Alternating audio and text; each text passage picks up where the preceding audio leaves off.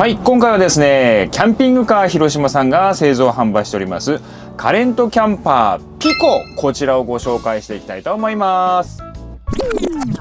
はい、このピコはですね、実は何回か過去にですね動画を作ったことがあるんですよ。その時もお話ししたんですけども、軽自動車よりちょっと大きくて、ハイエースのバンコンタイプから比較するとちょっとコンパクト、ちょうど中間サイズのね車でですね、ちょうどねジャストサイズな車じゃないですかっていうお話をしたんですけども、今回はですねちょっとだけ前回の動画と視点を変えてこのピコをですねご紹介していきたいと思います。はい、この動画は最後まで見ていただくとカレントキャンパーピコというキャンピングカーがですね一体どういう車かというのが分かりますので、ぜひ動画の方も最後までご覧いただければなと思います。ちなみにこのチャンネルではですねキャンピングカーやキャンピングトレーラーいろんな種類をご紹介してますので、キャンピングカーご興味ある方、もしくはですねご購入をご検討されている方はチャンネル登録もねよろしくお願いいたします。それでは室内をご紹介します。家具色はナチュラルカラーでシートもモノトーンですので非常に落ち着いた雰囲気があります。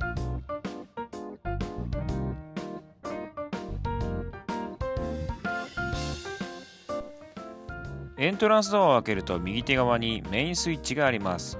こちらのスイッチを入れると中の電装品関係を使うことが可能です。メインスイッチの下にはこのようにカセットガスコンロがあります。カセットコンロはこちらに収納することもできますし、調理台のスペースに置いて調理をすることも可能です。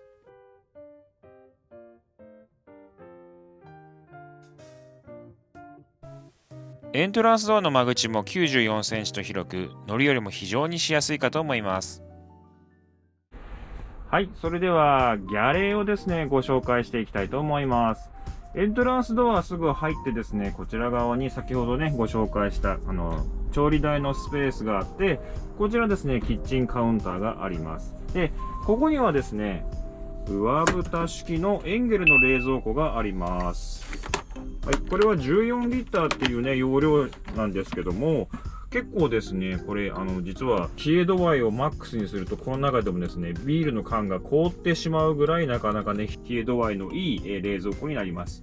車のスペース的にあんまり大きい冷蔵庫は置けないので、これぐらいでもねちょうどいいんじゃないかなと思います。結構ね冷え度合いはいい冷蔵庫ですので、コンパクトかつ能力はね高い冷蔵庫がここについております。はい、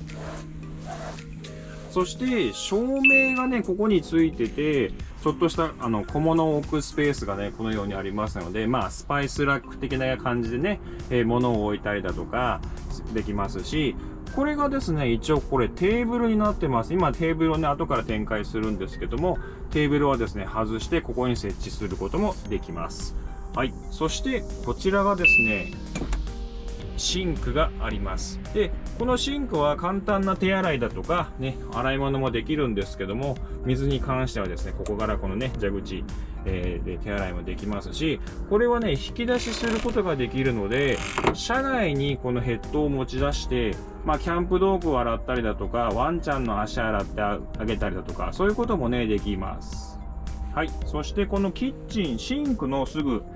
手前にはですね、これねテーブルのね受けのポールなんですけども、こちらに 100V のコンセントと、デジタル電圧計、そして USB のポートもありますし、12V のねシガーソケットもこちらにありますので、携帯を充電したりだとかね、そういうこともできます。でこのコンセントに関してはオプションでインバーターを設定されるとインバーター出力のね 100V ここが出てくるんですけども、オプションでインバーターを設定されないと外部電源をつないだ時のみここからね 100V が出ることになります。ボルトメーターの下にははい、ちょっと今ね物が出るんですけども、こういう収納スペースがありますので、ちょっとしたものをね足元に収納することも可能です。はい、こちらの方に行きますと、小さなねこう棚がありまして、こちらの方にまた収納がねあります。はい、このような感じでね物もちょっとね収納できるスペースもあります。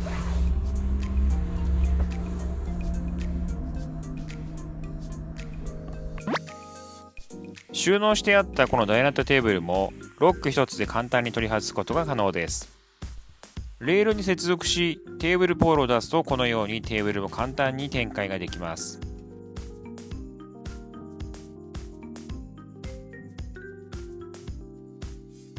はい、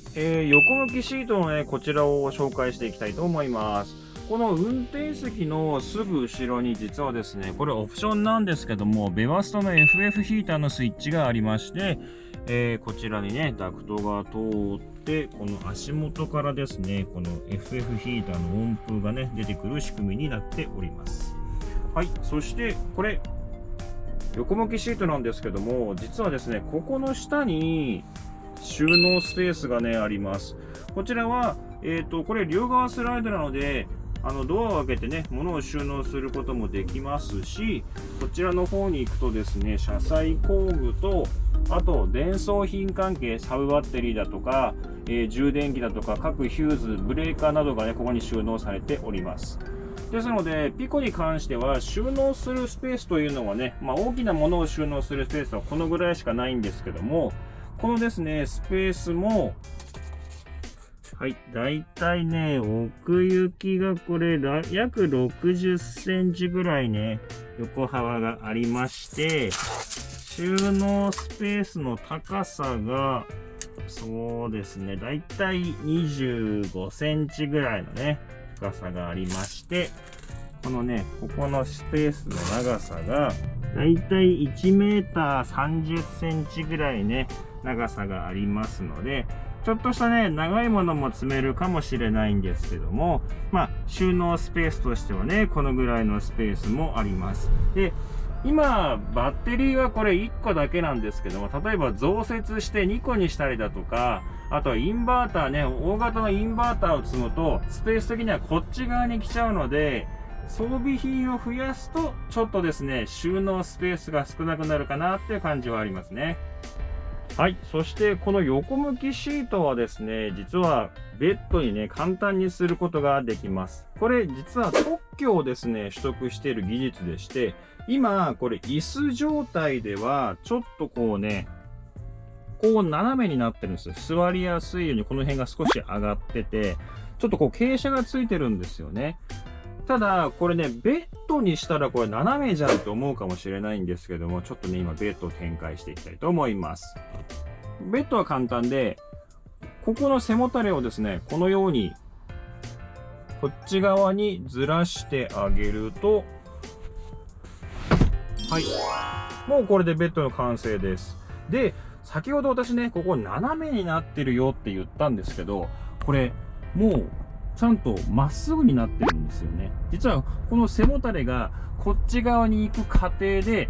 ちょっとねこっち側ね持ち上がってちゃんとねフラットになってくれるんですよ。これがね技術ですよね。ちょっともう一回やってみますか。まずここ斜めですよね。これがそこにちょっと注目してほしいんですけど、こう上げると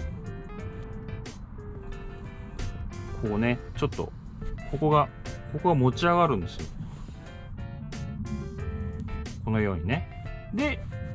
斜めだったのがフラットになって、ここが収まる頃には綺麗にですね、ここがこうフラットになるんですよね。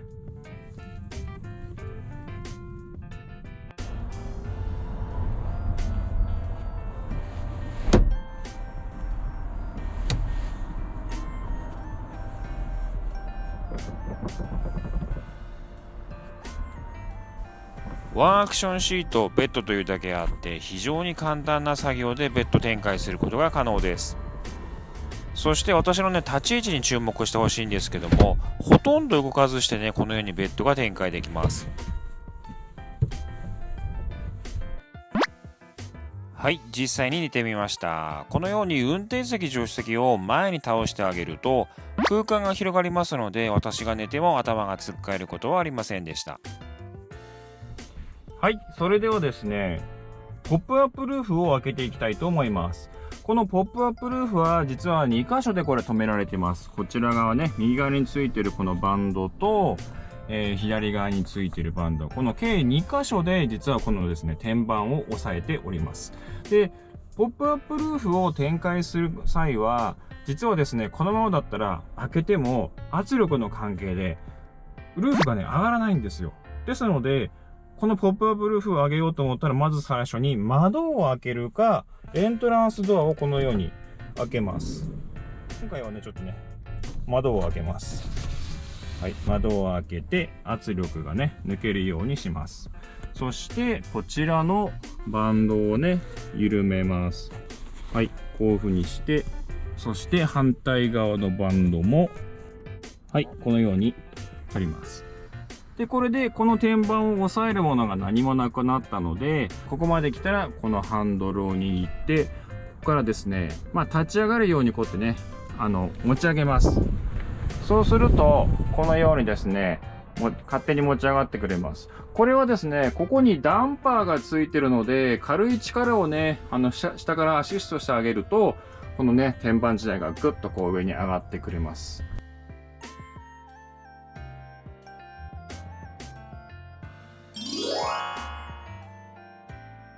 これで、ポップアップテントをね、上げることが可能です。ポイントとしては、必ず圧力が抜けるように、窓もしくはドアをね、開けて、空気の圧力が抜けるようにするのがポイントです。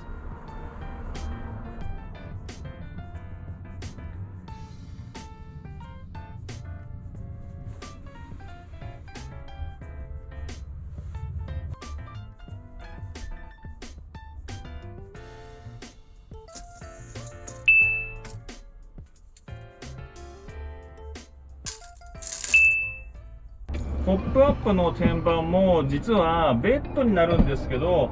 下で座る場合にさっきね、高さが85センチぐらいしかなかったので、ちょっとですね、背の高い方とか、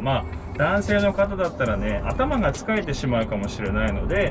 この天板は、ベッドのね、下のこう天板にもなるんですけど、これ跳ね上げすることもできるんですよ。これちょっとまずやってみたいと思います。操作は簡単で、このね、真ん中ぐらいに手を添えて、こう持ち上げます。そして、これを車の後方側にグッと押します。そうすると、こうなるんですよ。で、ここにあるロックを閉めます。そうすると、このように天板が保持することができるので、ここのスペースがですね、非常に広くなります。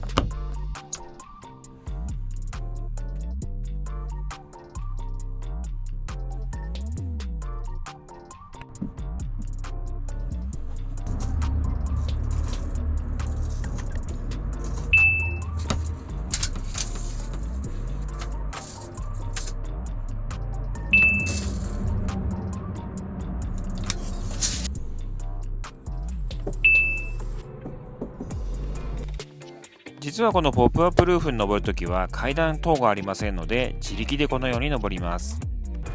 はい、上のベッドに登ってみました。このようにですね、結構広いスペースありますよね。で、実際ちょっとね、このベッドに寝てみたいと思います。実際にポップアップルーフのベッドに寝てみました。このようにですね、私が寝てもまだまだ頭の先にはね、余裕がありますので、非常に広いベッドでした。私が横になっているこの底板はですね、ハニカム構造になってますので、強度もありますし、きしみや歪みもほとんど感じられませんでした。はい、ポップアップルーフの実は3面ですね、このようにファスナーがついていて、開けることができます。ここでも開けれますし、フロント側、こちらもですね、開けることができます。そして反対側、これ助手席側なんですけど、こっち側もポップアップルーフをですね、このように、はい、開けることができますので、夏はですね、非常に快適、これ網戸なんですけどね、快適に使えます。左右の窓は網戸にしかならないんですけども、このフロント側だけは網戸もこのように取り外すことが可能です。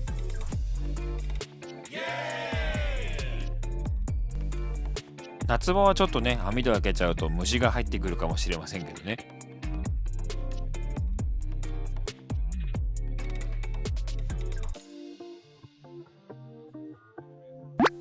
もう一度寝てみました。このように網戸にしてますので、開放感があって非常に広く感じられます。はい、それでは逆の工程でこのポップアップルーフをですね、収納していきたいと思います。今ちょうどね、このようにこの天板も下げてきたので、ここからですね、この蓋をするまでの工程をやってみたいと思います。はい、閉めるときはまたやっぱり一緒で、窓を開けて圧力を抜けるようにします。はい、そしてこの上に上げてあったこの天板もこのように下に下ろした状態でね、はい、このハンドルを掴んで引っ張ります。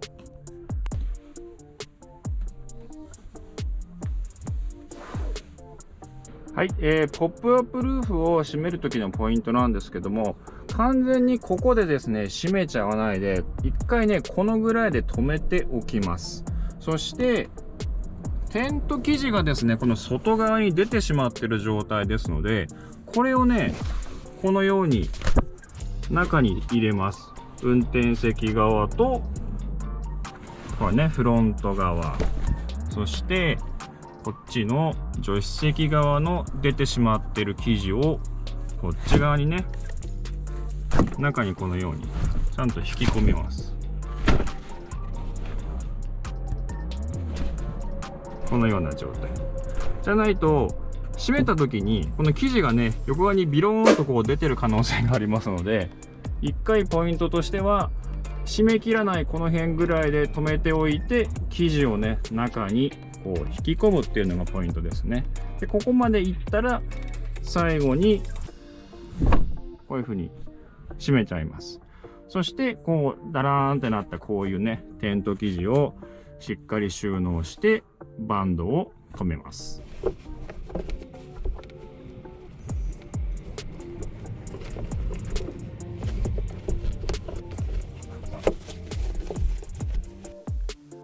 ちょっと今回は新しい試みで、このようにルーフにですね水をかけてみることにしました。ポップアップルーフの形状やこの生地に関しては各社いろいろですね試行錯誤が重ねているんですけども、今回のキャンピングカー広島さんのルーフに関してはビニールレーザーを使ってますので、撥水性がね非常にあります。ですので少々の雨ぐらいだったら入ることはないので安心して使えるかと思います。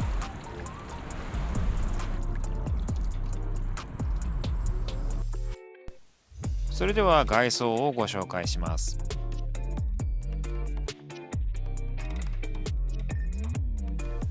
ベースはトヨタのタウンエース版。エンジンは 1500cc で2駆と4駆が選択可能です。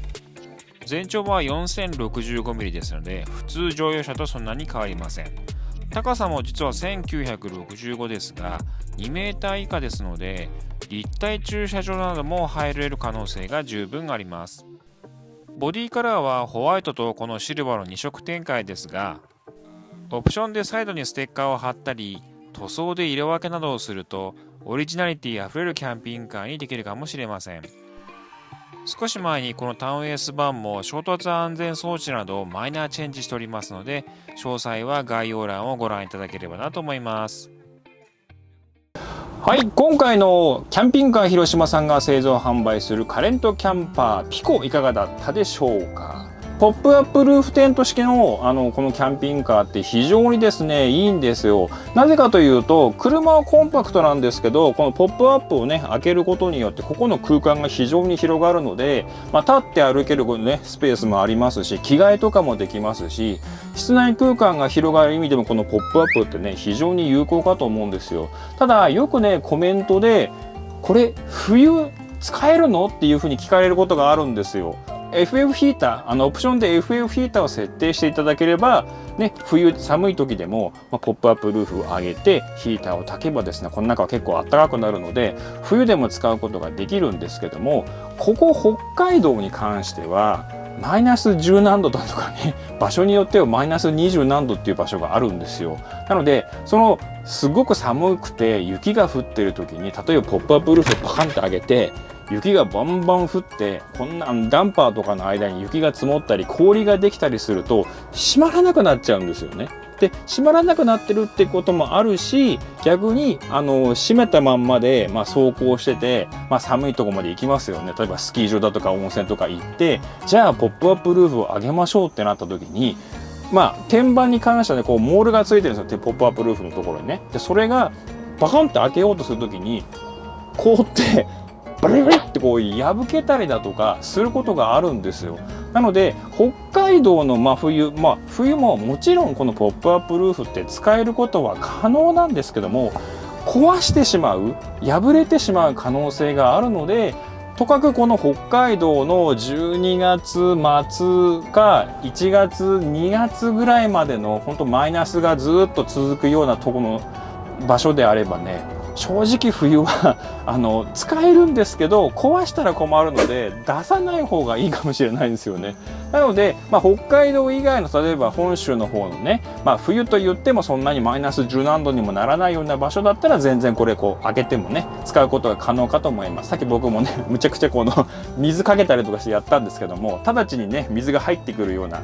感じではなくてしっかり防水になってますので、このねテントはね非常に冬でも使うことはできるんですけども、北海道の冬はちょっと出さない方がいいかもしれません。これタウンウェイスベースのキャンピングカーになるんですけども、このカレントキャンパーピコに関しては乗車定員が6人です。で運転席助手席で2人、この横向きシートで4人なんですよ。ここのシートって横向きなんでブレーキ踏んだら前にこう行くし、アクセルちょっとバッてやったら後ろにバッと行くんですよ。なので後ろに座ってる方の乗り心地は正直あんまり良くないです。なのでこのレイアウトで行くとですね、実はカップルご夫婦お二人にちょうどいいキャンピングカーかもしれません。ですので軽自動車軽キャンよりはねちょっと広さが欲しいな、でもハイエースのバンコンはちょっと大きいから観光地行っても困るかな、ちょうど中間サイズはないかなっていう風なキャンピングカーを探している、そんなご夫婦お二人にはこのカレントキャンパーピコがねちょうどいいサイズかもしれません。はい、今回もご視聴いただきまして誠にありがとうございます。また少しでも参考になりましたら高評価の方と、今後もですねいろんなキャンピングカーをご紹介してまいりますので、ご興味ある方はですねチャンネル登録もよろしくお願いいたします。はい、今回もご視聴いただきましてありがとうございました。